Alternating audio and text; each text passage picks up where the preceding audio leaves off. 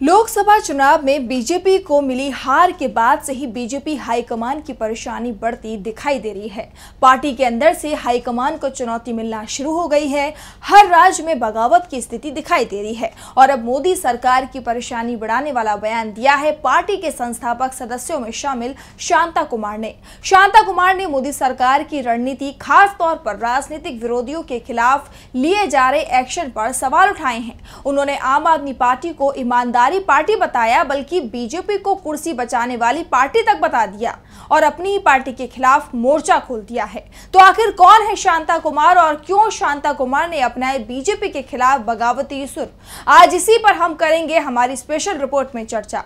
नमस्कार, मैं हूं आपके साथ मानसी। दिल्ली की सत्ता पर बीजेपी की नाक के नीचे आम आदमी पार्टी दूसरी बार काबिज होने में कामयाब रही और ये कामयाबी अच्छा काम करने की वजह से मिली है, क्योंकि दिल्ली सरकार ने जनता के लिए अच्छा काम किया है। ये शब्द किसी आम आदमी पार्टी के नेता के नहीं, बल्कि बीजेपी के वरिष्ठ नेता के हैं, जो बीजेपी पर यह आरोप लगा रहे हैं कि बीजेपी सिर्फ कुर्सी के लिए काम करती है, जबकि आपकी सरकार आम जनता के लिए। बता दें कि शांता कुमार यही नहीं रुके, उन्होंने बीजेपी के खिलाफ एक लंबा चौड़ा पोस्ट कर दिया। दरअसल दिल्ली के पूर्व मुख्यमंत्री मनीष सिसोदिया को 17 महीने बाद सुप्रीम कोर्ट से रिहाई मिल गई है। जहां सिसोदिया की रिहाई पर बीजेपी तल्ख टिप्पणी कर रही है, तो वहीं बीजेपी के वरिष्ठ नेता शांता कुमार ने सिसोदिया की जमानत पर खुशी जताते हुए न सिर्फ लंबा चौड़ा फेसबुक पोस्ट किया, बल्कि बीजेपी सरकार पर गंभीर आरोप भी लगाए हैं। शांता कुमार ने लिखा, पाठकों को बहुत हैरानी होगी और कुछ मित्र नाराज भी हो जाएंगे, परंतु मैं अपने मन की बात खुलकर कहना चाहता हूं।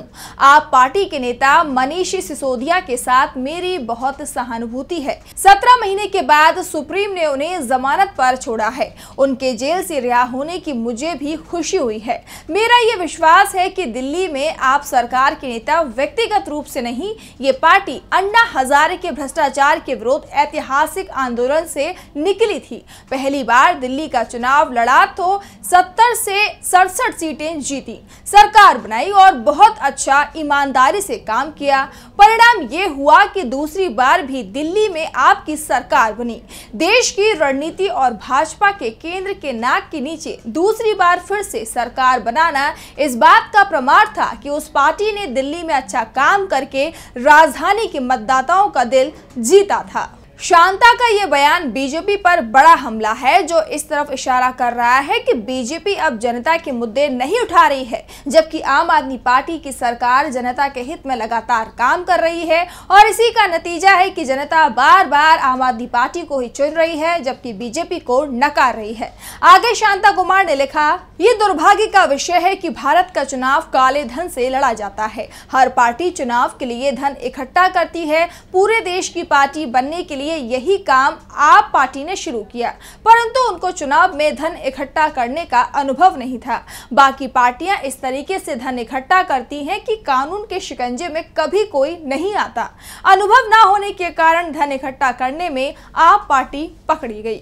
बीजेपी का एक ऐसा नेता जो पार्टी में बड़ी भूमिका निभा चुके हैं, लंबे समय तक राष्ट्रीय कार्यकारिणी के सदस्य रह चुके हैं, राज्य के सीएम रह चुके हैं, जिसके पास लगभग 60 साल से ज्यादा का अनुभव हो, अगर वो नेता ऐसा बयान दे तो उनके दावों को झुटलाया नहीं जा सकता और बयानों पर ध्यान ना देना गलत होगा। आपको बता दें कि शांता कुमार यही नहीं रुके, उन्होंने आगे लिखा, चुनाव में कोई भी पार्टी सच नहीं बोलती। मेरा कहने का अभिप्राय यही है कि सभी पार्टियों के सभी नेता गंभीरता से भारत के लोकतंत्र की इस सच्चाई पर विचार करें कि भारत का लोकतंत्र काले धन से और झूठ से क्यों होता है।